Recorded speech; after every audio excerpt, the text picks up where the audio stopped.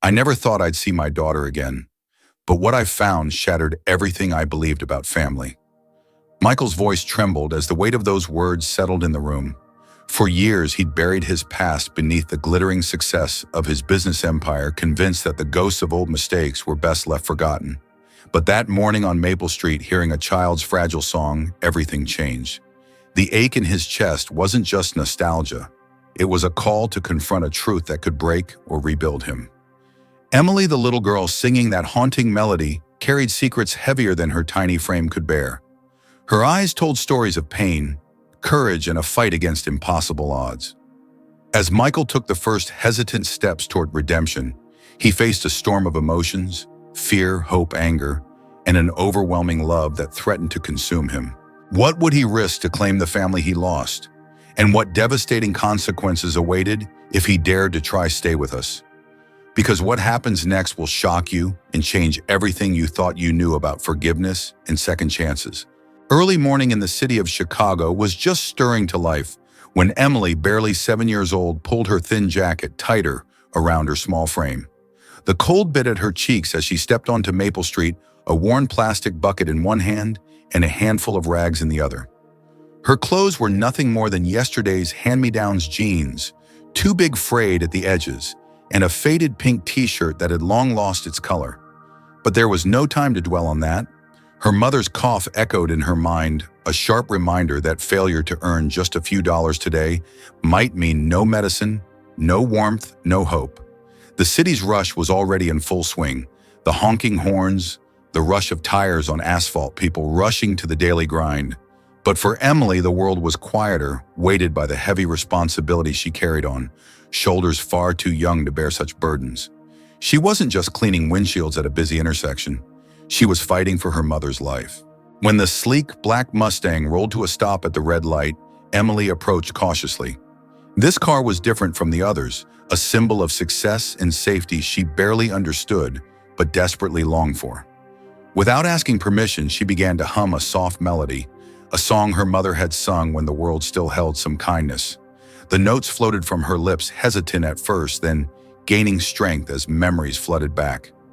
It was an old folk song, one Michael Carter hadn't heard in years, a lullaby from his childhood days in Austin.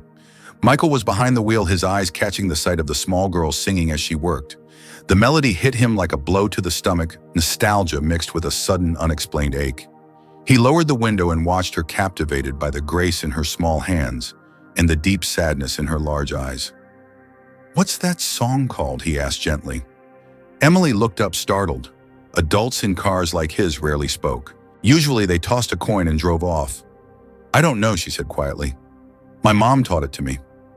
Something cracked inside Michael, a long-buried connection stirring awake. 2 years had passed since he returned to manage the family business in Chicago. A man torn between his past and the present, yet here was a little stranger unknowingly bridging that gap. He asked about her family and the truth landed heavy and raw. "My dad isn't here, and if I don't work, my mom might die." The words fell like stones into his chest, cold and immovable. The light changed, impatient cars honked behind them, but Michael couldn't move. Instead, he pressed a $50 bill into her hand, more than just money, a lifeline, and watched her fold it carefully, tucking it away in a secret pocket. All day, Michael's office became a fog of numbers and graphs he could barely focus on. The echo of Emily's song haunted him. Who was this little girl carrying such weight? What illness kept her mother bedridden? And why had fate suddenly brought this melody back to him? That evening, instead of his usual drive home to the posh Greenfield neighborhood, Michael turned his car back toward Maple Street. There she was, just as the sun dipped behind the skyscrapers, packing up her cleaning supplies, looking exhausted but resilient. "I can give you a ride home," Michael offered, his voice tentative. Emily recoiled. "No, thank you. I don't get into cars with strangers." Her distrust was palpable, justified. Michael felt a pang of regret. How could she trust a man she barely knew? "Michael Carter," he said, hoping to offer something real. "That's my name." Her eyes, wary and tired, met his but gave no reply. Then unexpectedly, she asked about the song. "My mom said her boyfriend used to sing it long before I was born." A name, Sarah Mitchell, spilled quietly from Emily's lips. The pieces began to fall into place. Years ago, Michael had loved a woman by that name, a love that ended in silence and unanswered questions. "Your mom has another name," Michael whispered, the weight of memory pressing down. Emily's gaze sharpened with curiosity and the faintest flicker of hope.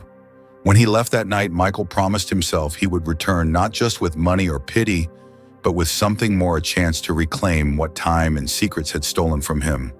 But before we move forward, what do you think Michael should do next?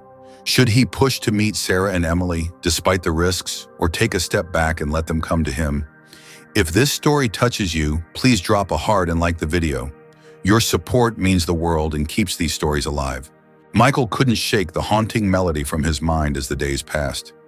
Every waking moment was consumed by thoughts of Emily and the fragile woman named Sarah Mitchell, whose name echoed from the shadows of his past. The weight of the secret, the daughter he never knew, the love he lost, pulled at him, relentlessly challenging everything he thought he'd left behind. After much hesitation, Michael decided to find Sarah. What if she rejected him? What if the years had hardened her heart? But the image of Emily, alone and burdened, left no room for doubt. This wasn't just about a lost love anymore. It was about responsibility, redemption, and perhaps a chance to heal. He found Sarah in a cramped, dimly lit apartment near the old market district, far from the polished boardrooms and gleaming towers he now inhabited.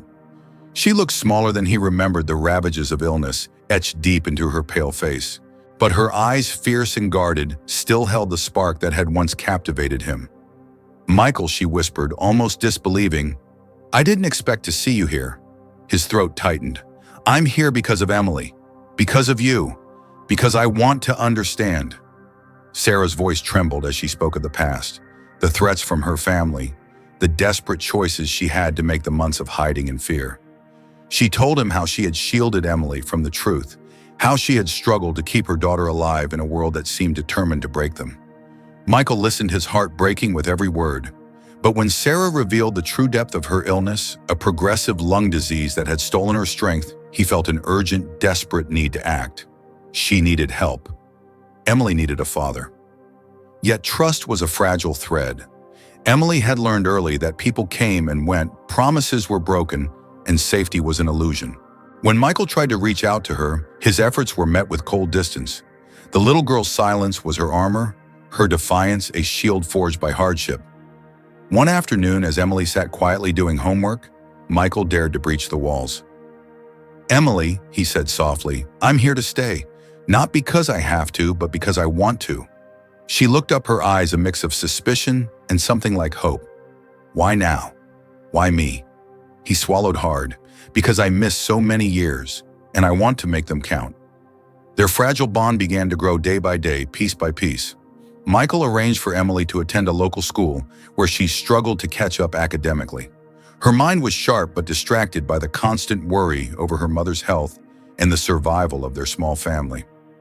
As the reality of Sarah's illness worsened, Michael's world began to unravel. Business meetings clashed with hospital visits. Calls from his boardroom were interrupted by emergency alerts. Pressure mounted from his company, demanding his full attention, threatening his reputation and fortune if he faltered. One evening, after a tense confrontation with his CEO, Michael faced the brutal truth he would have to choose between saving his career or saving his family. Meanwhile, a dark shadow loomed. Emily confided in Michael about a distant relative, an uncle of Sarah's, who had been lurking in the background with motives shrouded in greed. This man was believed to be scheming to claim Sarah's life insurance money, manipulating and threatening to ensure he got his way. Michael's resolve hardened. Protecting Emily and Sarah wasn't just about love, it was a battle against forces determined to exploit their vulnerabilities. He found himself navigating a maze of deceit, threats, and painful decisions. One night, Sarah's condition took a severe turn. Michael rushed her to St. Mary's Clinic, heart pounding, fingers trembling. Emily clung to him, her facade cracked, revealing the terrified child beneath. As the doctors worked tirelessly, Michael stood guard, haunted by guilt and fear. Would he lose Sarah before he could truly become a father? Would Emily lose the last piece of her family? The tension spiraled higher when Sarah, in a rare moment of lucidity, spoke to Michael with a fierce determination. "If you're going to be in Emily's life, you must be ready for the hard truth. This won't be easy. She's been hurt. You have to earn her trust every day." Michael nodded, swallowing the lump in his throat. The choice was clear. This was not about fleeting moments or empty promises. It was a commitment, an unwavering presence in a world that had offered too little. Days blurred into nights as Michael juggled his corporate responsibilities with the fragile threads of his newfound family. He learned to read Emily's silences, to understand the strength it took her to keep going. He watched her wrestle with grief and hope, with anger and longing. Through it all, the music they shared, the lullabies, the songs written years ago by Michael and Sarah became a lifeline. It was their unspoken language, a bridge across years of pain and absence. Yet Michael's inner turmoil raged on.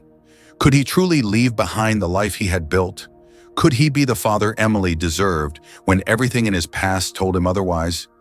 The battle between duty and desire tore at him relentlessly. In a quiet moment alone with his thoughts, Michael questioned everything. Was this sacrifice worth the cost? Could love truly conquer the scars of years lost? But then when he saw Emily smile genuine and soft and heard her sing the old song with him, he found his answer. The road ahead would be difficult, filled with challenges unseen, but it was a path he was willing to walk. For her, for Sarah, for the family he was only just beginning to understand. Thank you so much for staying with us through this emotional journey. I hope you're as invested in Michael and Emily's story as I am. Now here's a question for you. If you were in Michael's shoes, torn between a demanding career and a family in crisis, what would you choose? How would you find the strength to balance both? Please drop your thoughts in the comments below. And if this story moved, you don't forget to hit the like button and share the video. Your support truly means everything. As the seasons shifted, so did the fragile threads weaving Michael and Emily's lives together. The once silent, guarded little girl who had scrubbed car windshields on cold mornings was blossoming in ways no one had dared hope for. Yet the journey had not been easy. Grief still shadowed their home. The quiet absence of Sarah Mitchell left a hollow that no amount of love could instantly fill. The day Sarah passed, the world seemed to stop for Michael and Emily. But grief was not the end. It was the beginning of a new chapter, one where healing would be hard-earned, but possible. Michael took it upon himself to preserve what Sarah had fought so hard to protect, the small apartment that had been Emily's home and sanctuary through the darkest days. The old building on Maple Street was slated for demolition, a fact that shook them both. For Emily, that cramped apartment was more than a place. It was a tangible connection to her mother's love and sacrifice. Determined, Michael made a decision that surprised everyone, even himself. He bought the building, not for profit, but to transform it into a safe haven, a shelter for those with nowhere else to go. He named it Shelter Sarah Mitchell, a tribute to the woman who had given so much and a promise to Emily that her mother's memory would live on. Renovations began under Michael's watchful eye. Walls were repaired, pipes replaced, windows renewed, all except Emily's old room. That small space remained untouched, a sacred place where memories breathed in every corner. Emily helped choose colors for the rest of the building and suggested a small library be set up for the neighborhood children. On the day of the grand opening, the community gathered, sensing that this place was more than just brick and mortar.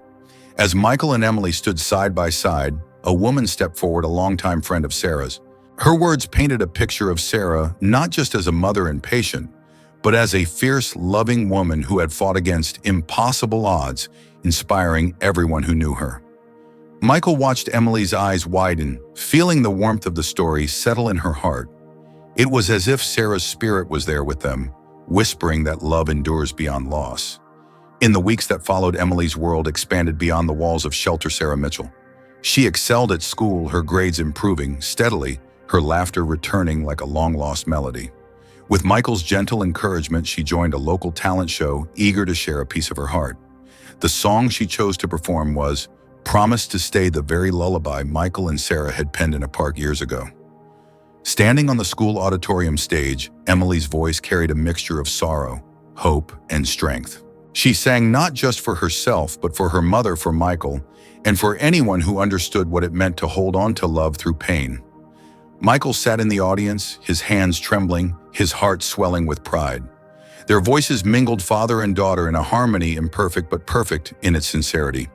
The applause that followed was thunderous, but Emily's quiet smile as she looked toward Michael said it all. This was more than a performance. It was a declaration of belonging. Later that evening, as they drove home beneath a sky strewn with stars, Emily broke the silence. "Can I start calling you Dad?" Michael pulled the car over, his eyes glistening. "I would like nothing more." Her smile was soft but full of certainty. "Not because I have to, but because I want to. Because I know you're here to stay." That moment, fragile and fierce, marked the true beginning of their family. Michael thought back to the long road from the streets of Chicago, to the halls of the hospital, from the loneliness of lost years, to the hopeful promise of tomorrow. He knew there would still be challenges ahead, but for the first time he felt anchored. Not by wealth or success, but by love. By the bond forged through struggle, forgiveness, and the unwavering power of music. As their story draws to a close, I want to ask you, what part of Michael and Emily's journey touched you the most? If you were in Michael's position, how would you balance the demands of your career and the needs of your family? I'm eager to hear your thoughts. Please comment below, type number 3. If this story moved you deeply. Number 1, if you think there's room for improvement, or number 2, if it was just okay. Also, let me know which country you're watching from. Don't forget to like, share, and leave a heart if this story touched your soul. Your support keeps these stories alive and helps us bring more heartfelt tales to you.